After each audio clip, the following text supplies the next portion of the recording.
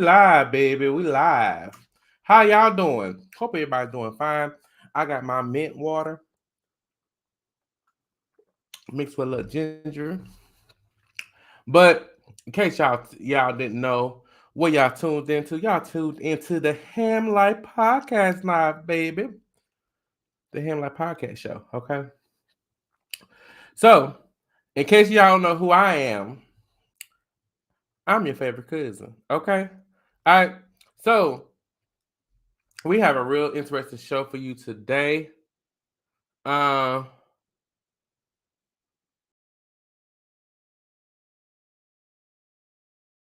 so I am trying to upload Instagram for our Instagram users and our Instagram users and lovers alike.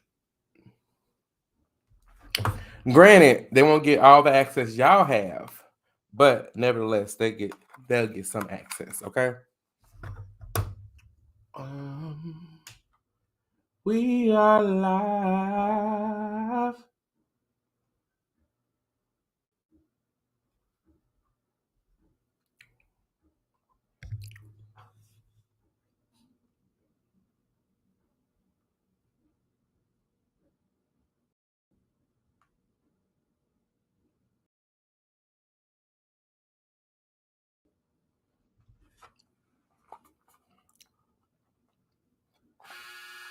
Oh, hold on. I close this. Okay, so in case y'all didn't know, we live, baby. We live. I don't know if they can hear me. Hopefully they can. On here, is it light up?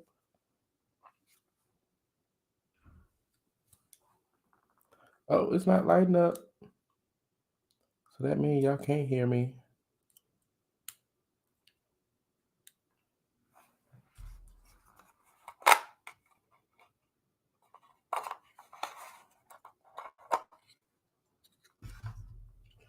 Okay, so it is not working. I think it is. Okay, there you go. All right, I'm gonna invite people, and then we're gonna jump right into it. Okay, that part. Um.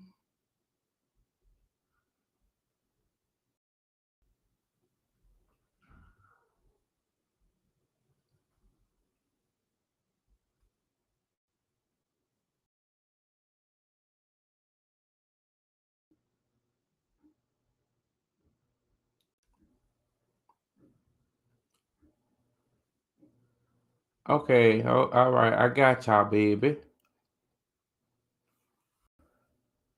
I got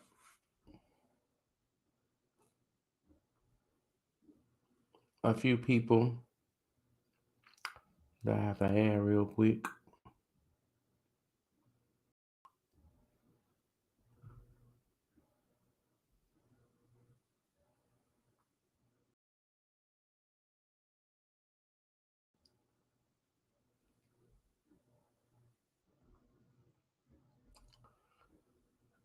Oh. All right. So we live on here. We live on here. All right. So we got everything together. So we have a lot going on today, y'all. We missed last week because of the Super Bowl, and everybody was having fun with the Super Bowl and whatever. And so I was having fun too. Shout out to the Chiefs for winning the Super Bowl. And no, you don't have to log in no one. Um and then also I don't know if y'all heard about the shooting um that took place in Kansas City. Speaking of the Kansas City Chiefs, um let's let's go to wait a minute. Oh, there you go. Sorry. Kansas. Speaking of Kansas City Chiefs, the Kansas City Chiefs tight end Travis Kelsey is contributing to the support the victims of the shooting at the team's Super Bowl victory parade. The February 14th incident resulted in one fatality and 22 injuries. including two young girls from the Reyes family. Kelsey's organization, 87 Running, donated $50,000 contributions to a GoFundMe campaign aiding the Reyes family, showcasing his commitment to underserved youth. The Reyes family provided an update on their daughters, age 8 and 10, stating that the girls sustained leg injuries and would undergo surgery, requiring cash for several months. Kelsey's donation follows his expression of heartbreak over the tragic event, emphasizing his connection to the Kansas City community. In case y'all didn't realize, the incident was the suspects was two teen boys. In addition to Kelsey's support, Chiefs quarterback Patrick Mahomes and his wife visited the injured girls. Pop star Taylor Swift, Kelsey's girlfriend, also contributed $100,000 to the families of another victim in the shooting. As the communities rally around the affected families, the well, I mean, we're asking prompts reflection on the role of public figures and organizations in responding to local tragedies. How can the involvement of sports stars and celebrities impact the healing process for communities affected by such incidents? And what more can be done to support victims in the aftermath of public tragedies? Um, I really do feel like that these people are the victims, the celebrities and superstar athletes. They do contribute a lot to the healing process of people that is facing these tragic events.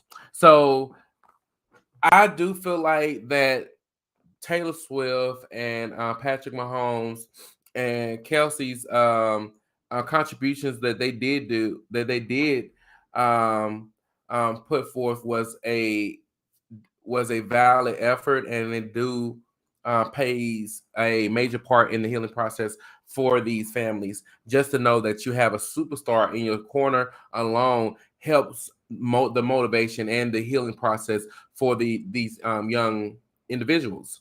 So, and any individual that is injured, period. These athletes, these superstars, or these artists that we look up to, they do play a major role in the healing process. So, I believe that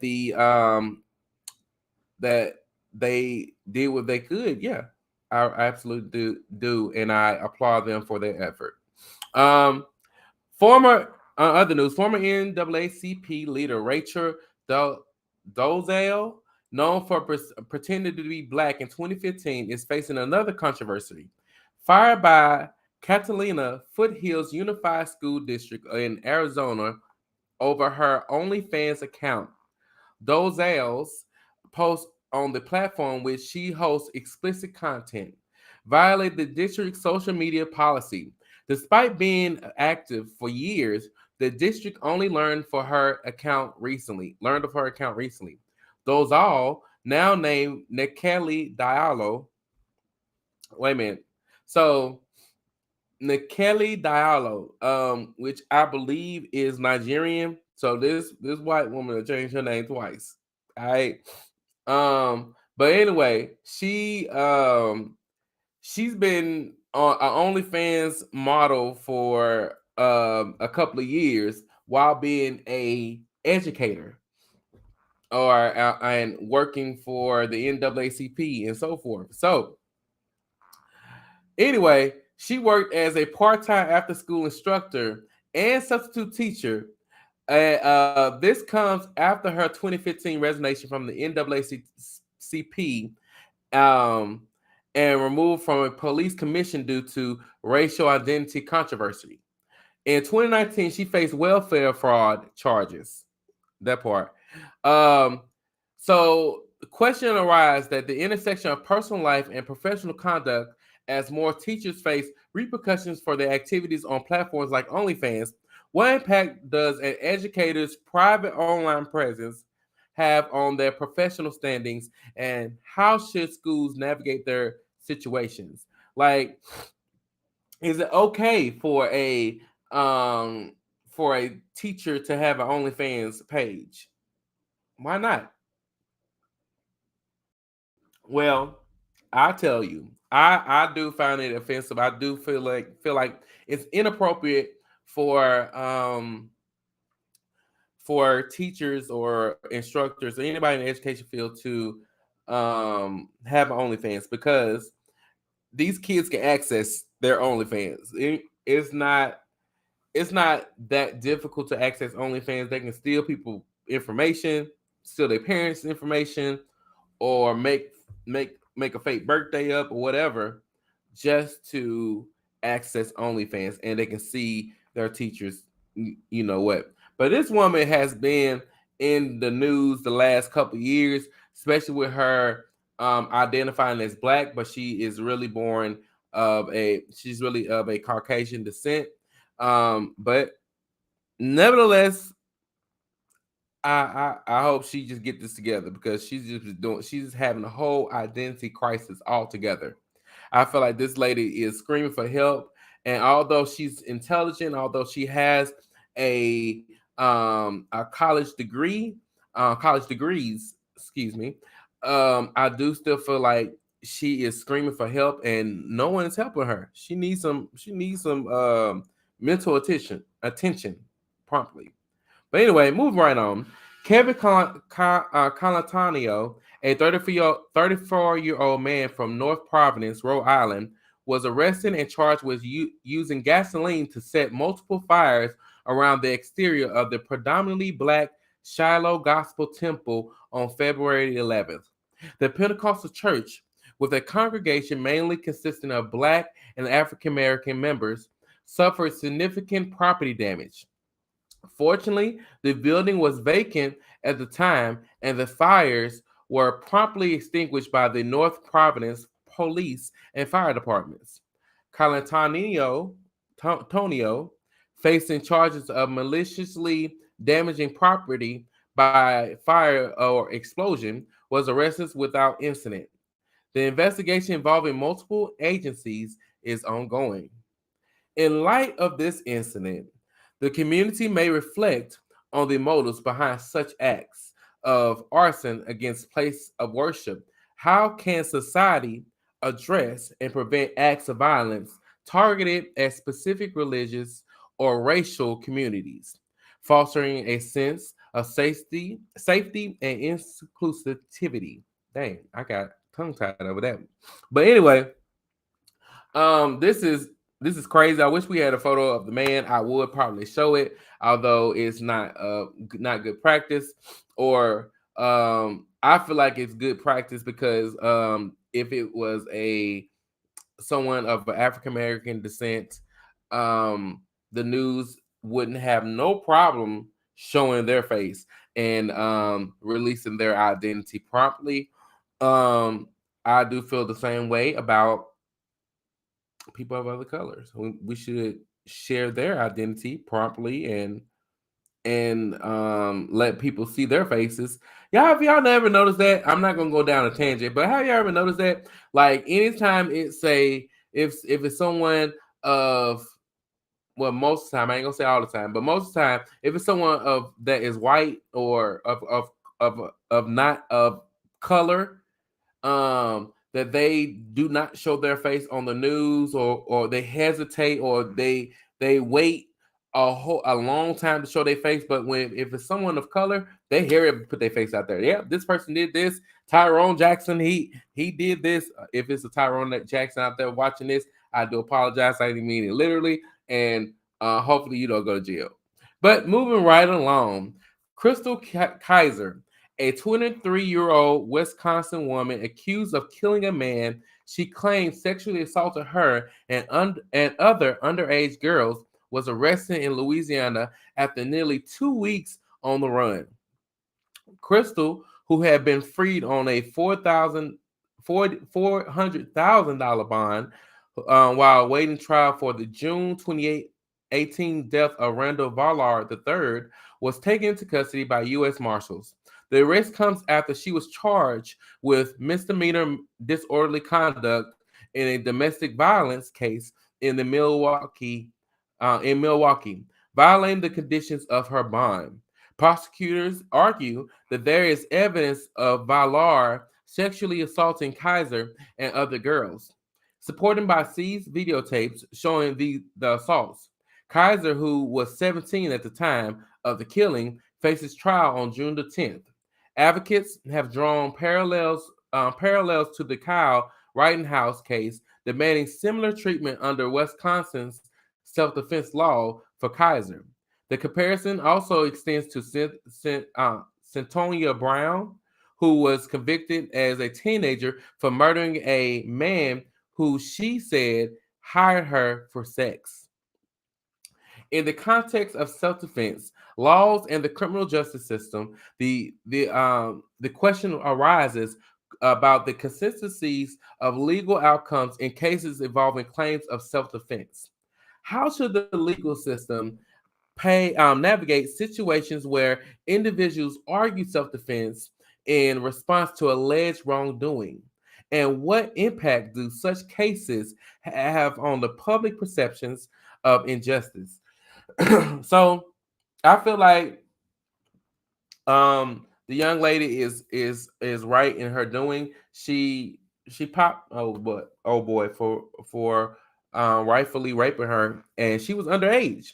So do I feel like she's right for doing so? Yeah. I mean, the fuck? If you do not feel like she's in the right for defending herself, I would love to hear your point of view, and we can maybe get you on the show and like hear verbally your point of view. Not to pick on you, but to talk with you. All right. Okay. Move right along. A mistrial was declared in the murder trial of former Ohio Sheriff's Deputy Jason Meade, charged in the December 2020 killing of Casey Goodson Jr. The jury, unable to reach a verdict, resulted in Judge David Young retracting an earlier mistrial declaration before eventually confirming it. Meade, who is white, shot Goodson, a 23-year-old black man, 6 times, including 5 in the back, as Goodson tried to enter his grandmother's home. While some jurors believe Meade was guilty, a decision on how to proceed is yet to be determined. The case revolves around Meade's claim that Goodson posed a threat, countered by prosecutors who argued it was not credible. The lack of body camera footage and the conflicting narratives highlight the complexities of the case. So, the in the context of the police shootings and accountability, the question arises to you all um, on the challenges faced by juries in cases where there is no conclusive visual evidence.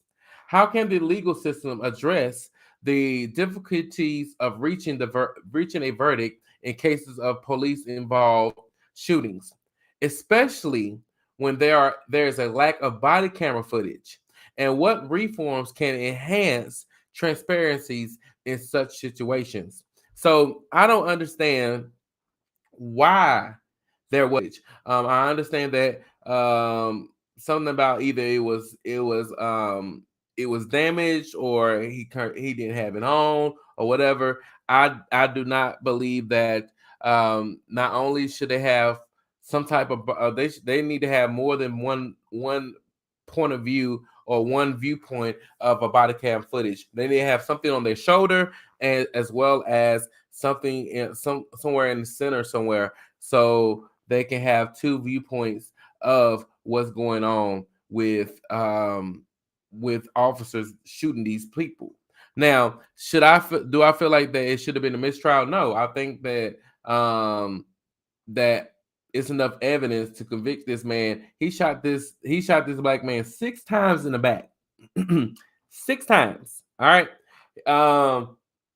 Within them 6 times, he didn't try to go and grab the man or apprehend him or anything. Oh, excuse me. He just kept on shooting. So he kept on shooting this man till he was dead. So prayers go up to the Goodson family. I hope they do get retribution and do get peace at the end of the day for this tragic event. All right, moving right along. Despite a remarkable 80% surge in net worth for Americans aged 18 to 39 for early 2019 to quarter three 2023, especially among millennials, financial challenges persist.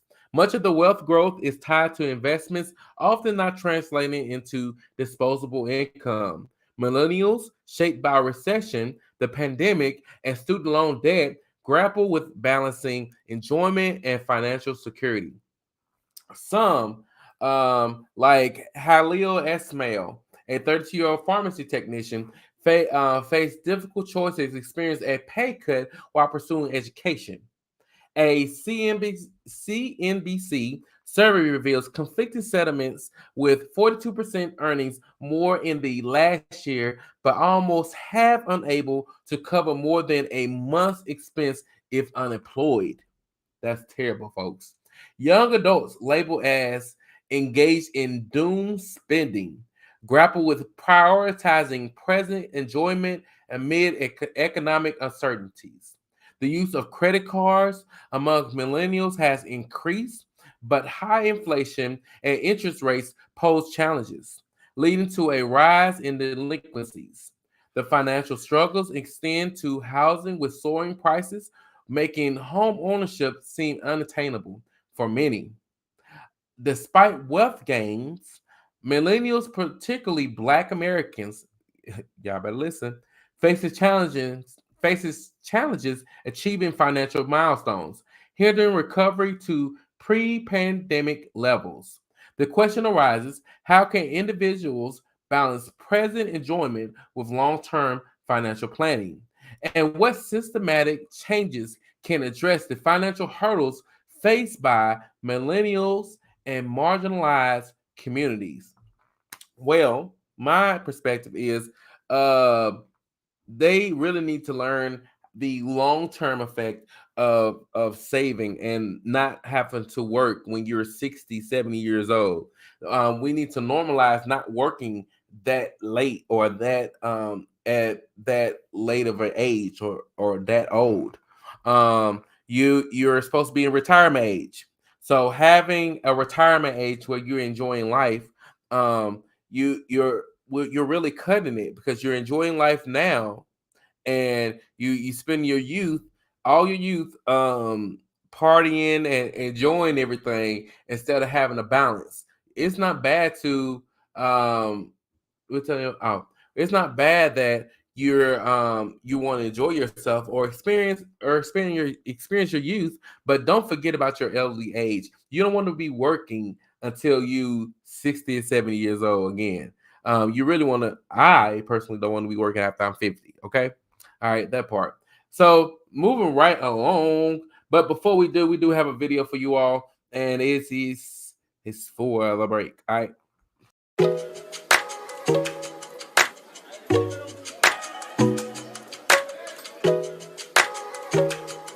Trey, come here. You are Jasmine, I am Aladdin. Find us a carpet, someone to add in. What we had was magic. What we have is tragic.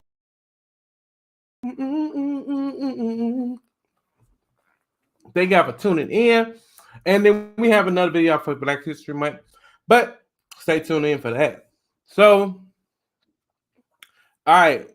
I know y'all remember, not everyone gonna know, but I know a lot of y'all remember Selena. Beady beady bum bum. They had a big movie about her growing up, which is one of my favorite movies. The actress and dancer entertainer Jennifer Lopez played her in the movie, and she was tragically killed by her close friend and manager.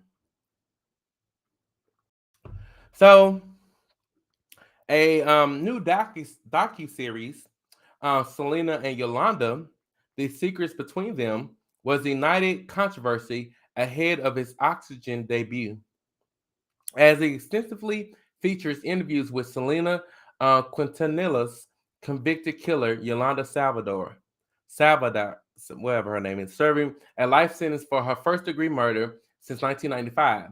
Saldivar claims in the series that she did not intentionally kill Selena, alleging the singer was having an affair and tasked her with making secret purchases. Selena's family criticizes the series for providing a platform to Saldivar,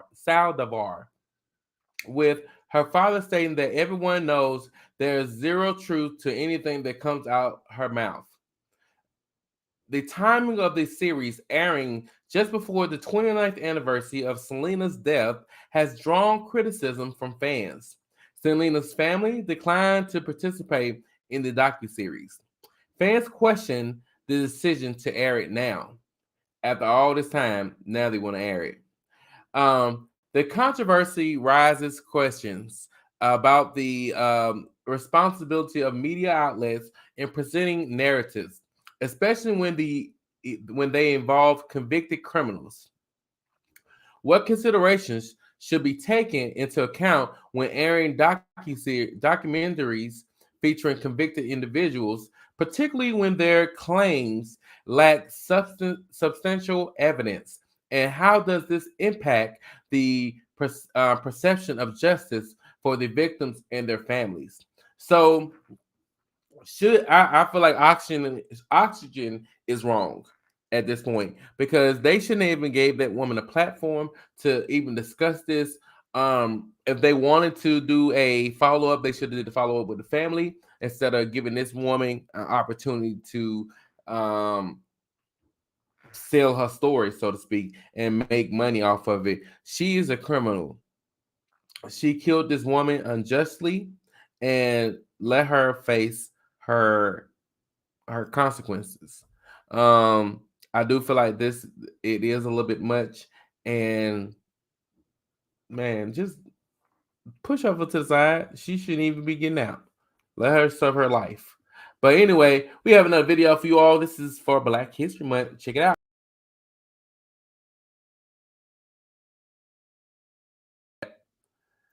No, wrong.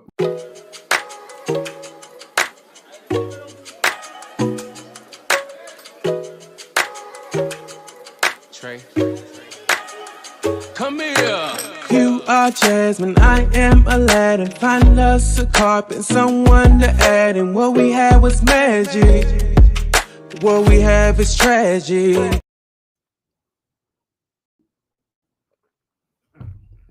In case y'all didn't know where y'all was at, and y'all didn't know what y'all done walked into, the Ham Like Podcast Show, y'all. And in case y'all didn't know who I am, I'm your favorite cousin. All right, for the one time. So, all right, we moving into one of my favorite parts. We're talking about hip hop news. What's going on right now?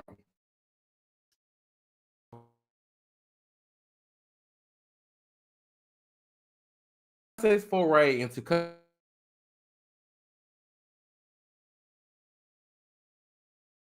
during the Super Bowl has sparked controversies about diversity and representation within the genre.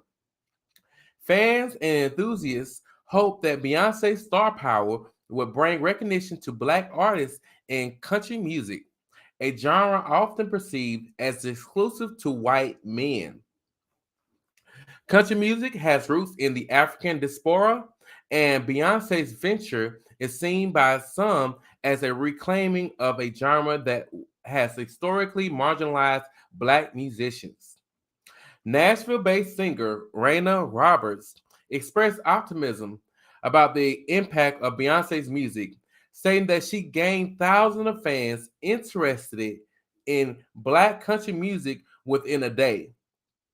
As fans eagerly awaits Beyonce's upcoming album, scheduled for release on March 29th. Yes, my cousin is releasing it on March 29th. They have started exploring other Black country artists thanks to TikTok's algorithm, highlighting content from smaller creators. Julia Williams, an independent artist from Nashville, called for more recognition of Black country artists on TikTok. She believed that Beyonce, as a cultural creator, can blur the lines between genres and inspire innovation in country music. Williams highlighted the slow progress in the industry, citing that underrepresentation of women, particularly Black female artists, on country radio. Francesca T. Royster, a professional English of DePaul University, emphasized the historical invisibility of Black musicians' contributions to country music, rooted in minstrel traditions. Beyonce's move into country music is seen as a significant gesture of taking up space and potentially elevating Black artists, similar to her Renaissance project in other genres.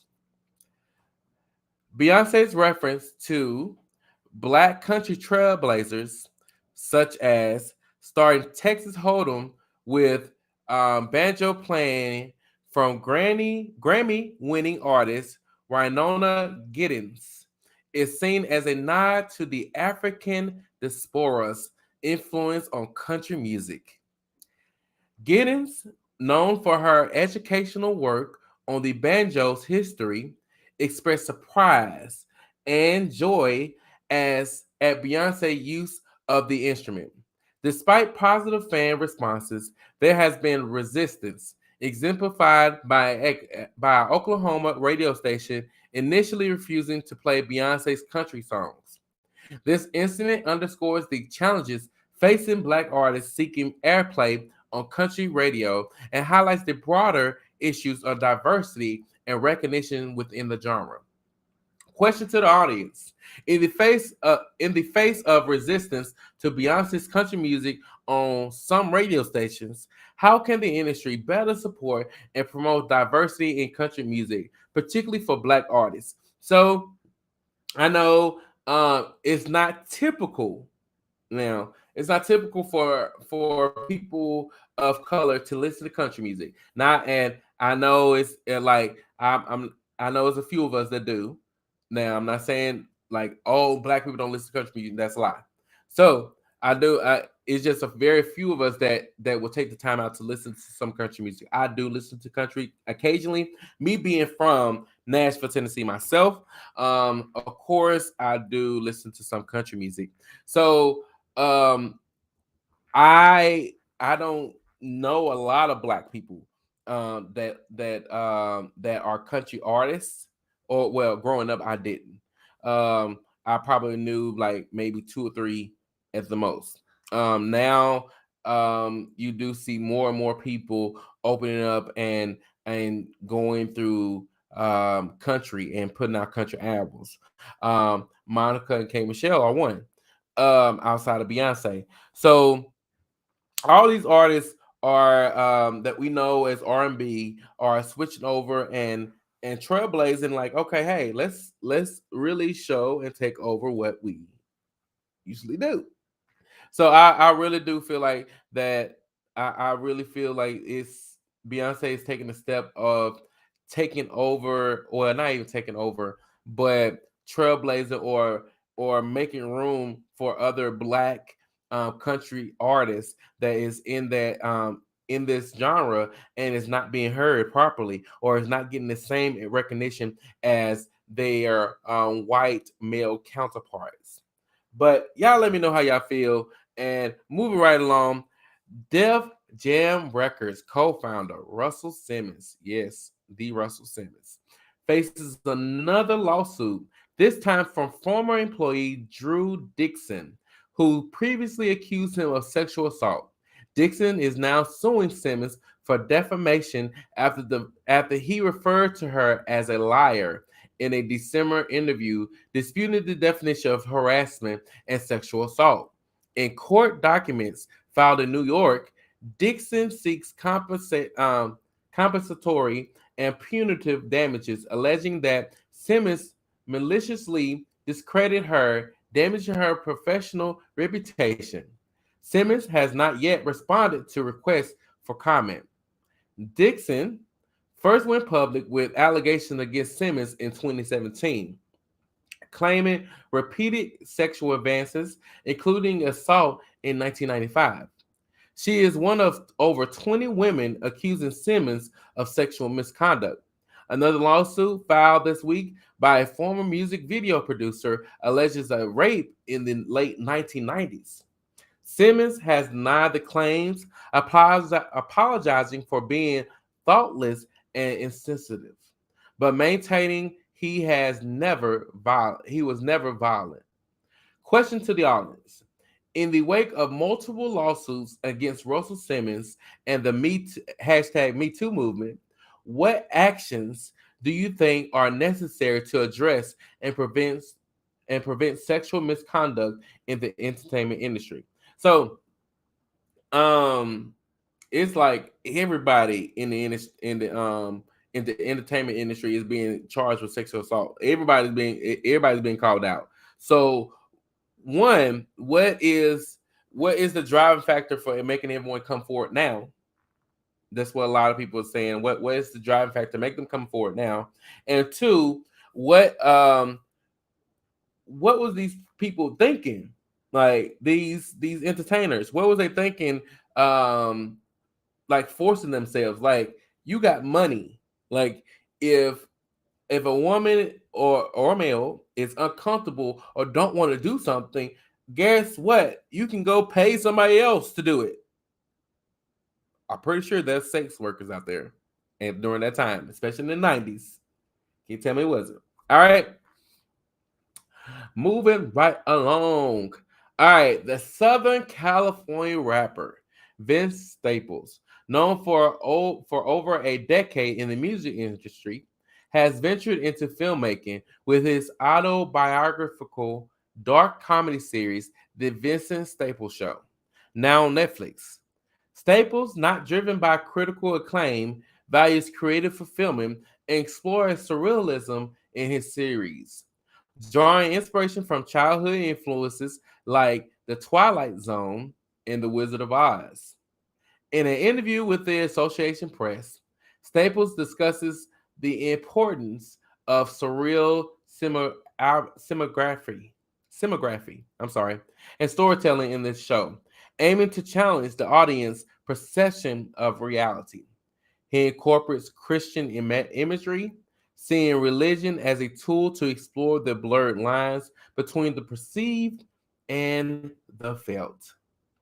Staples reflects on the weirdness of fame, expressing a belief that it's not entirely real, but acknowledges its necessity as a means for people to find themselves in others' success. He highlights the changing dynamics of fame in the age of the internet and visual media, emphasizing the need for commentary on this phenomenon. Um, the rapper's diverse artistic interests extend beyond music, demonstrating a willingness to try various forms of art. Staples emphasizes humility in the creative process, valuing the journey and learning from mistakes rather than focusing solely on the perception.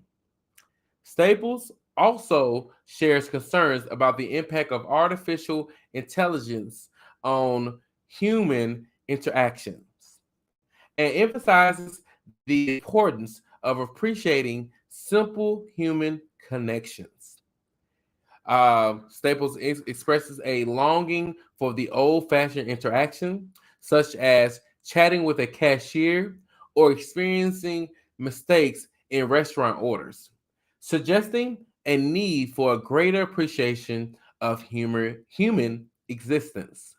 A question to the audience: in an era dominated by technology and artificial intelligence, do you agree with Vincent Staples' concerns about the potential loss of simple human interactions and the need for a greater appreciation of human existence?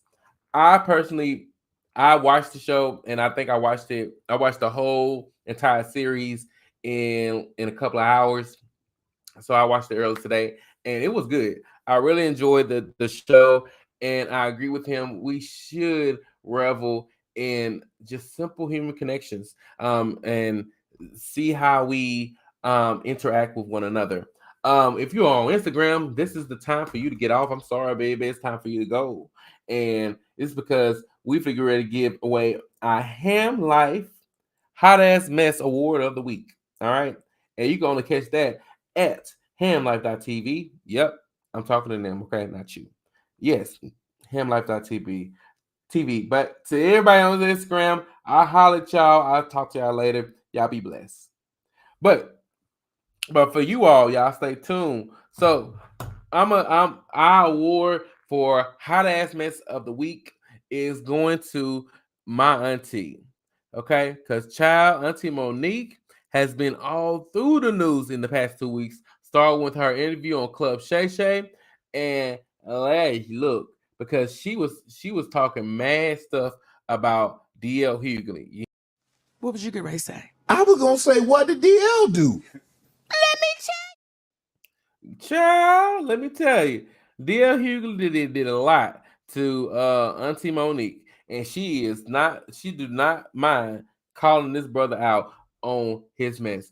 Okay, so let's take a look. I have compiled a short little video of everything that's happening with Monique and DL Hughley and Monique's family, and it's rough. But yeah, just I've watched DL speak ill of me through the years. I never knew DL Hughley had a problem with me.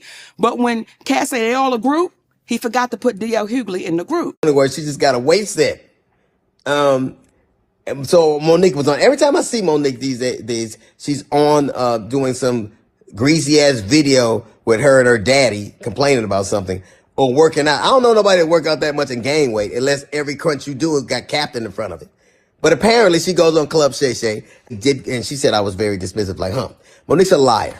When Monique did call me, I heard her complaints, I listened to her, and I pulled the segment. So if I had been as dismissive as she alleges I was, that segment would have aired. It didn't, because I respected her wishes. Encouraged everybody, allegedly it stems from the fact that I used to always talk shit about her on video after video, and she encouraged her sweet babies to look at the video and find them. Do that. Do exactly what she says. And you know what you're not going to find? You're not going to find any evidence of that, because Monique is a fucking liar. We were scheduled to do a show in Los Angeles. I was the headliner of that show. His name was on it, then his name came off. I didn't question it, but I knew I'ma see him. Did in response to that, she talked about my dog, my wife.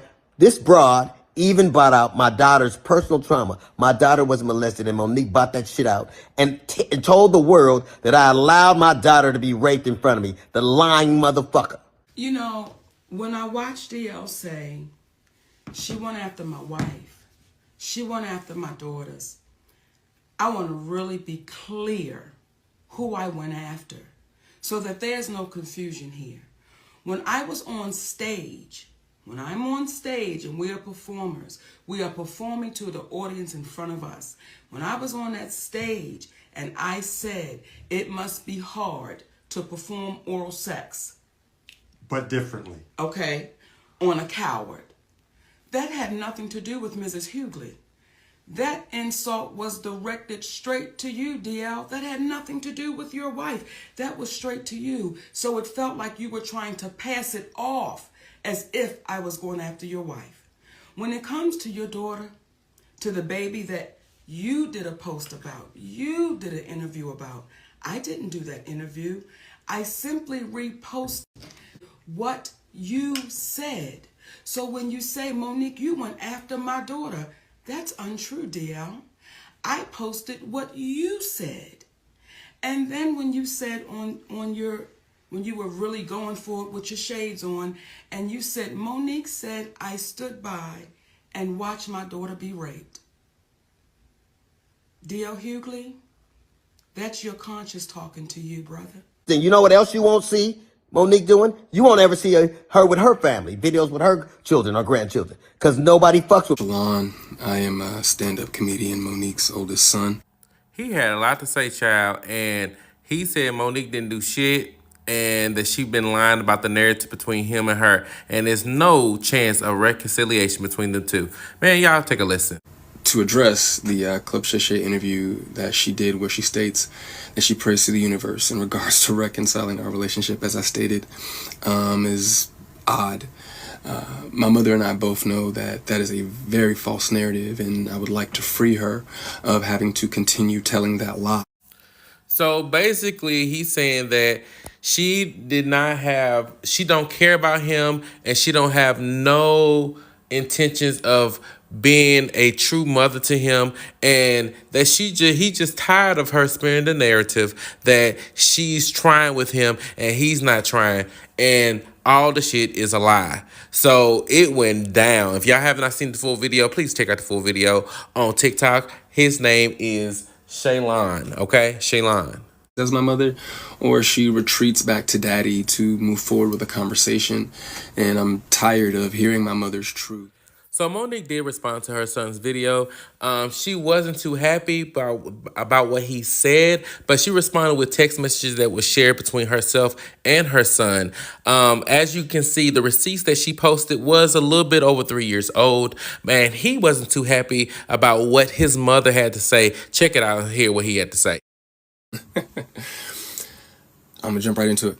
I guess the intelligent thing to do when assuming that your son is having a mental episode is to post personal screenshots of text messages that are 3 years old in an attempt to validate a false narrative, as if they are some type of receipt.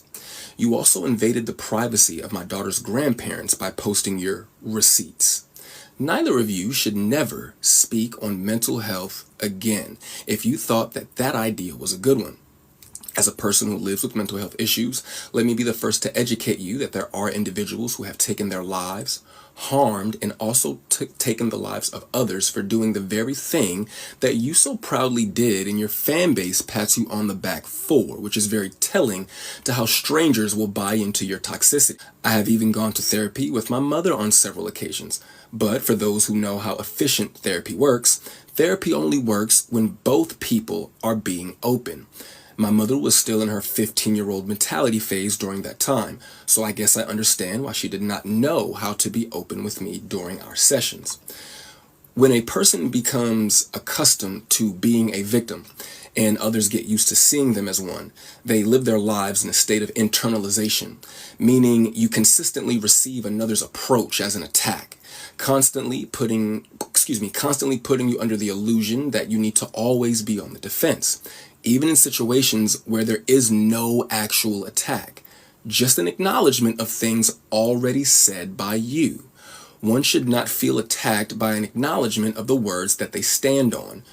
You eventually become a passive aggressor. To address the men that had something to say in regards to men don't do what I'm doing, let me be very clear. How I man is none of your business. What and how I feed my family has no place on your plate. For every person that stated. Child, I was gonna watch the rest of that, but I don't know. But for that reason and that reason alone, Auntie Monique, D.L. Hughley, and Shalon, unfortunately, y'all get the award for hot ass mess of the week. Okay, the reason why y'all are getting the award for hot ass mess of the week is because one, y'all putting y'all family business on the street. No one want to be the bigger person. Both Shalon and Monique, Auntie Monique, y'all could have handled that outside of the internet. Y'all could really did, and because one did wrong, don't give excuse for the other one do wrong either. I'm not putting all the blame on Monique or Shalon. Both of y'all could have did better. Y'all grown, okay? All right. But much love to you all. DL Hughley is a very interesting character. but much love to him as well. Thank y'all for tuning in. Again, today's podcast was sponsored by Divine Elevation, Spiritual Life Coaching, and the best podcast in the land, Divine Elevation, Spiritual Life Coaching, and Hot Ass Mess. All right. So thank y'all for tuning in. Peace and light.